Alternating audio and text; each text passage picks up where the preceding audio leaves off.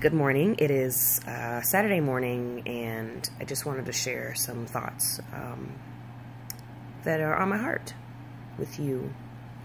So, 3 months ago, I was diagnosed with stage 3 melanoma skin cancer, to my surprise. And it's all gone now. It was removed through surgery.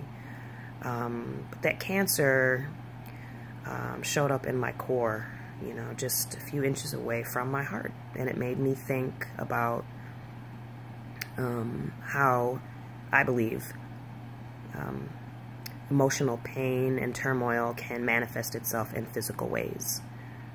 So I took a little vacation and tried to do, you know, some soul searching and thinking about things that I know I've been stuck on. There's some things that I've been really pissed off about for a long time. I've been angry because I was denied the opportunity to attend my father's funeral. I've been angry at some of the men in my life who have hurt me emotionally and hurt me in other ways. I've been angry about I've been assaulted a few times by strangers. I've been angry about stuff because I don't understand those things. I don't relate to, you know, physically hurting somebody or trying to do something out of being vindictive or being mean. I don't relate to that. So it's been hard for me to forgive. It's been hard for me to understand why would a person deny, you know, a daughter from attending her own father's funeral. Why would you do that? Why would you attack a woman you don't even know? Why would you call the woman you love a piece of shit on a regular basis? So I realized that I've been really holding on to a lot of that anger because I didn't know what to do with it, you know. I didn't have a place in my brain for forgiveness for these actions. So what I had to come to terms with was, you know, those people are living their lives. They've moved on. They're probably not even thinking about me. But I'm stuck, you know, I'm stuck in the anger. I'm stuck with the emotional pain and have, I believe, like I said, caused real health problems. So I decided I needed to find a way somehow to forgive. And then I had this little moment where I allowed myself to drop into my heart and think about what would cause somebody to do the things that they've done to me.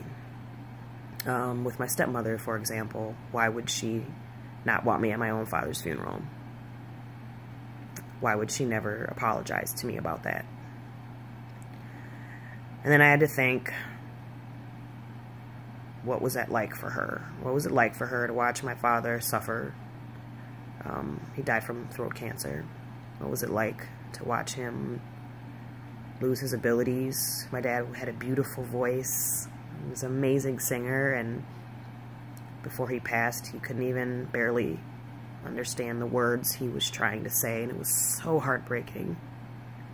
And I thought about that, and I thought about how much I know she loved my father, how many years she spent with him, and they didn't have any kids together, so it was just the two of them, you know?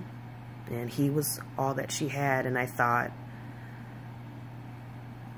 what would that be like to lose your person, your only person, and not only lose him, but to actually watch him die? And when I allowed myself to think about that, that's when my empathy showed up. And the anger kind of started to melt away a little bit, you know? Or for the, you know, like I mentioned, there's a particular woman that I cross paths with that is friends with a lot of my friends who hurt me. And, you know, she was hurting. It had nothing to do with me, but she was hurting. Her heart was broken, you know, and I just happened to be at the wrong place at the wrong time. Or, you know, in the relationships I've been in that have been abusive, those men were broken, you know.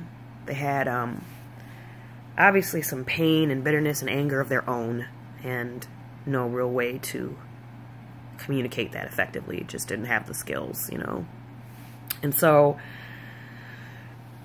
when I started kind of getting into that space, I found, like, yeah, that I can forgive, you know. I understand pain. I have done some things, y'all, I've done some things I am not proud of, because I was so hurt beyond my own capacity, and by the grace of God, you know, I've been forgiven for those things. And so I just want to offer you the idea of, you know, forgiving people for you, for your heart, for your health, for your well-being. Try to find the empathy. Look past the anger and the pain and find the empathy for one another as human beings. Because very few people are just evil, nasty people. Most people are trying to do the best that they can with what they have, and we just keep bumping into each other and hurting each other because we're trying to find some relief, or we're trying to make some sense out of it, trying to find some justice, you know. But if you don't have peace in your heart about it, it just doesn't matter, you know. So do it for you. Find the love, find the humanity, find the forgiveness. You can.